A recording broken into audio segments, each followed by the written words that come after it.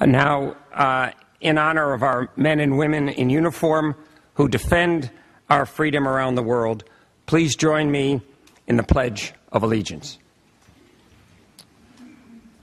I pledge allegiance to the flag of the United States of America and to the republic for which it stands, one nation, under God, indivisible, with liberty and justice for all. Thank you all very much. Please be seated.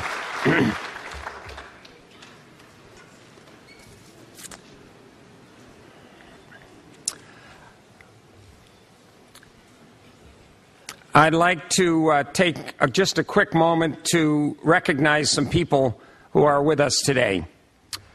From our Board of Trustees, Governor Pete Wilson and his lovely wife and better half, Gail.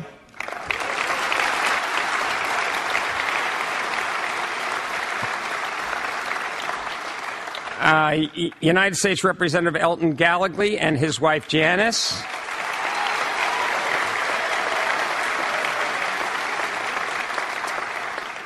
The Honorable Gaddy Vasquez, he currently is with Edison International and was 8th U.S. Ambassador to the United Nations Agencies for Food and Agriculture.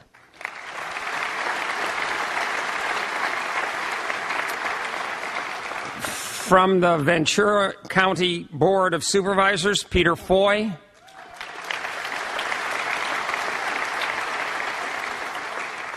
All of our representatives from the Simi Valley and Thousand Oaks City Councils.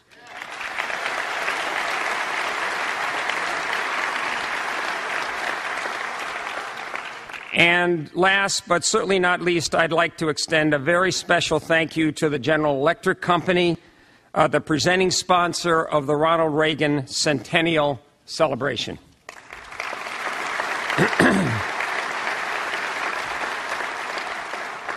Mrs. Reagan, honored guests, ladies and gentlemen, Ronald Reagan was known as the great communicator. We're honored to have as our speaker today a freshman United States Senator who one prominent publication called, quote, the most talented speaker in American politics today. Perhaps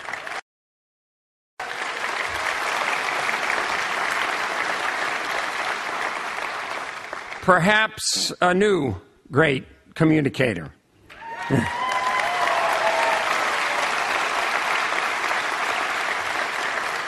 The son of exiles from Fidel Castro's Cuba, Senator Marco Rubio learned from his parents the values he has championed in public life, the same values Ronald Reagan championed: family, faith, neighborhood, work, peace, and freedom. In his maiden speech from the Senate floor, he recalled his early days.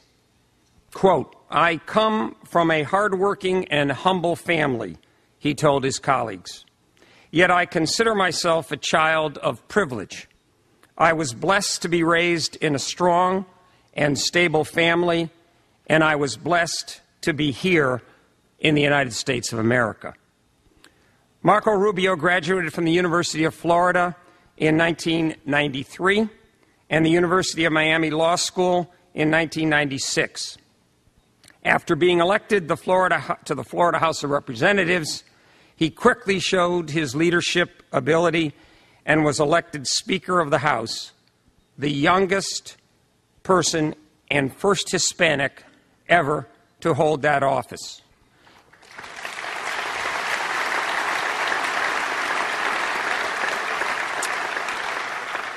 In 2010, he decided to run for the United States Senate. Though bearing a brilliant resume himself, Marco Rubio made his campaign not about past achievements, but about principles for guiding our nation's future. He called for cutting domestic spending, holding the line on taxes, rolling back federal regulation that strangles economic growth, and a clear strong foreign policy. Sounds like someone else we all admired.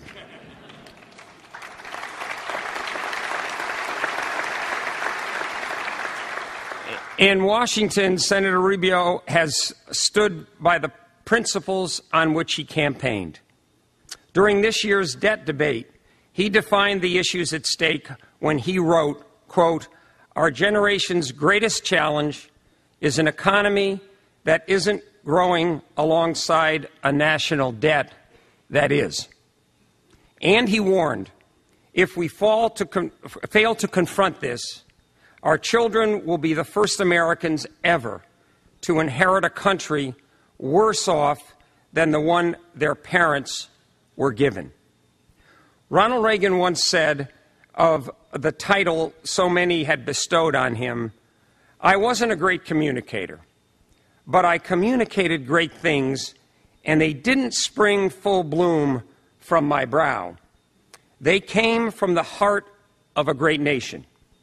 Ladies and gentlemen, at a time when many of us worry about how we can attract the highest quality to public office, please join me in welcoming a young leader who speaks for a new generation, a leader in the tradition of Ronald Reagan, United States Senator Marco Rubio.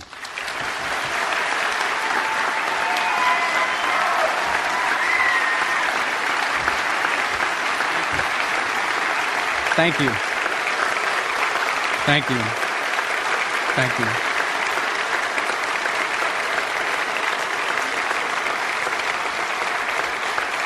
Thank you. Thank you. Thank you. Thank you very much for this opportunity. Gerald, let me thank you for that introduction. You just talking about my communication skills, or so-called communication skills. I appreciate you not setting the bar too high. And thanks so much. Ms. Reagan, thank you for this opportunity. In a moment, I'll talk a little about what this opportunity means to me in general, but let me just say it is one of the highest privileges and honors I've ever had to be able to come here and speak in this place. And earlier today, I was able to walk through here and not just to see the exhibits, but to meet the people, some from all over the world, that were touched by the extraordinary life of an extraordinary man. The contributions that he made to this country were tremendous, but the contributions he made to the world were even greater. And in just an hour and a half of walking through here and meeting people who had been touched by those contributions, it reminded me what a privilege it is that I would get to stand here today and speak to all of you from a place like this.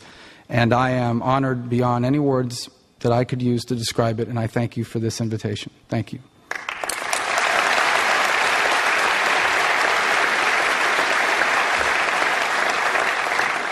In fact, I have a distinct honor because not many people can say that, well, the only two people I've ever walked down an aisle with are here today. One is my wife, Jeanette, and the other is Ms. Reagan that we just walked down here. So,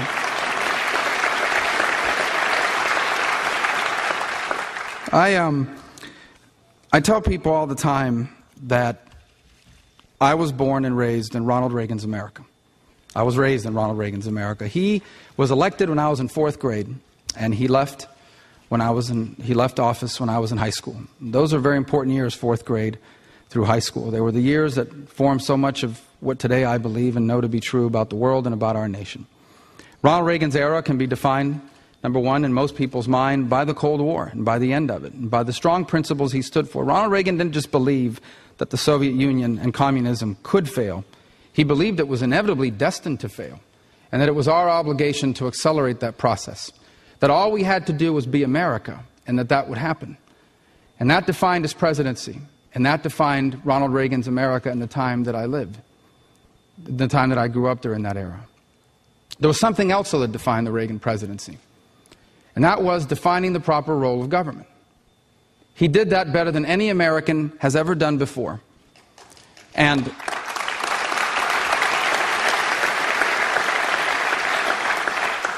I stand before, it's always been important for Americans in America to do that. But I stand here before you today, all of us gathered here today, at a time when defining the proper role of government is as important as it has ever been. The answer to what the proper role of government really lies in what kind of country we want to have. And I think the vast majority of Americans share a common vision for what they want our nation to be. They want our nation to be two things at the same time. Number one, they want it to be free and prosperous, a place where your economic hopes and dreams can be accomplished and brought to fruition. That through hard work and sacrifice, you can be who God meant you to be. No matter who your parents were, no matter where you were born, no matter how much misfortune you may have met in your life, if you have a good idea, you can be anything if you work hard and play by the rules. Not all Americans share that vision of a free and prosperous America. But they also want us to be a compassionate America, a place where people are not left behind. We are a nation that is not going to tolerate those who cannot take care of themselves being left to fend for themselves. We're not going to tolerate our children being punished for the errors of their parents and of society. So we are a nation that aspires to two things: prosperity and compassion. And Ronald Reagan understood that, perhaps better again than any voice I've ever heard speak on it. Now, America's leaders during the last century set out to accomplish that, but they reached a conclusion that has placed us on this path. Except for the Reagan administration, to be quite frank. Both Republicans and Democrats established a role for government in America that said that yes, we will have a free economy, but we will also have a strong government who through regulations and taxes will control the free economy, and through a series of government programs will take care of those in our society who are falling behind.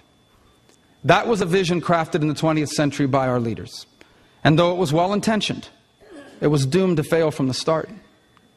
It was doomed to fail from the start first and foremost because it forgot that the strength of our nation begins with its people, and that these programs actually weakened us as a people. You see, almost and forever, it was institutions in society that assumed the role of taking care of one another. If someone was sick in your family, you took care of them. If a neighbor met misfortune, you took care of them. You saved for your retirement and for your future because you had to. We took these things upon ourselves in our communities, in our families, in our home, in our churches, in our synagogues. But all that changed when the government began to assume those responsibilities. All of a sudden, for an increasing number of people in our nation, it was no longer necessary to worry about saving for security because that was the government's job. For those who met misfortune, that wasn't our obligation to take care of them, that was the government's job. And as government crowded out the institutions in our society that did these things traditionally, it weakened our people in a way that undermined our ability to maintain our prosperity. The other thing is we built the government and its programs without any account whatsoever for how we were going to pay for it. There was no thought given to how this was going to be sustained. When Social Security first started, there were 16 workers for every retiree. Today there are only 3 for every retiree, and soon it would only be 2 for every retiree. Program after program was crafted without any thought as to how they will be funded in future years, or the impact that it would have on future Americans. They were done with the best of intentions, but because it weakened our people and didn't take account the simple math of not being able to spend more money than you have, it was destined to fail and brought us to the point at which we are at today. It is a startling place to be, because the 20th century was not a time of decline for America, it was the American century. Americans in the 20th century built here. We built here the richest, most prosperous nation in the history of the world. And yet today we have built for ourselves a government that not even the richest and most prosperous nation in the face of the earth can fund or afford to pay for. An extraordinarily tragic accomplishment, if you can call it that. And that is where we stand today. And so, if defining the proper role of government was one of the central issues of the Reagan era, it remains that now. The truth is that people are going around saying, well, we're worried about... Let me just add something to this, because I think this is an important forum for candor. I know that it's popular in my party to blame the president, the current president. But the truth is that the only thing this president has done is accelerate policies that were already in place and were doomed to fail. All he is doing through his policies is making the day of reckoning come faster. But it was coming nonetheless. What we have now is not sustainable. The role of government and the role that government plays now in America cannot be sustained the way it is.